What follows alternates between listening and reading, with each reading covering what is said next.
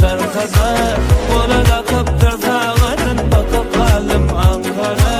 Kıydırmakan kıydırışı, kıydırmakan seydırışı, Karadon'un ne bitişi, canımı al yar, vah canımı al yar. Vay vay vay vay vay nerece bak ya, vay vay vay vay vay canım yak ya.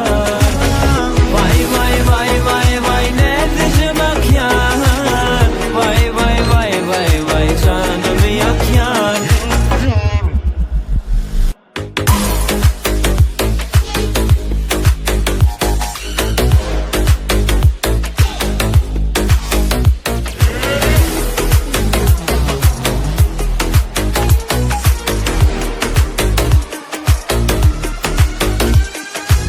Yanar oda tırnağını söndür besi gurgudur, yürüp kavun on kısinadır koylen sen nedir?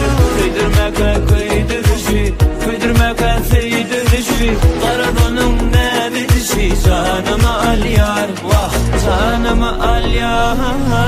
Vay vay vay vay vay nerece bak ya, vay vay vay vay vay canımı yak yar. Vay vay vay vay vay nerede bak ya, vay vay vay vay vay canımı yak yar.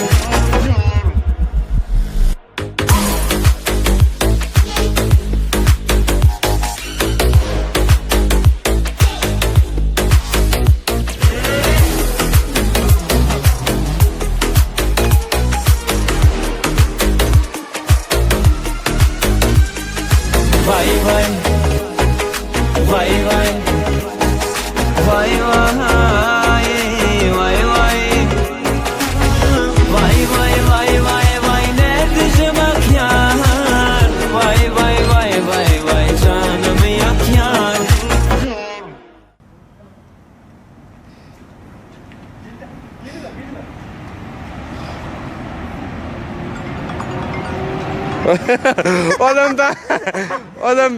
Oğlum tam zık.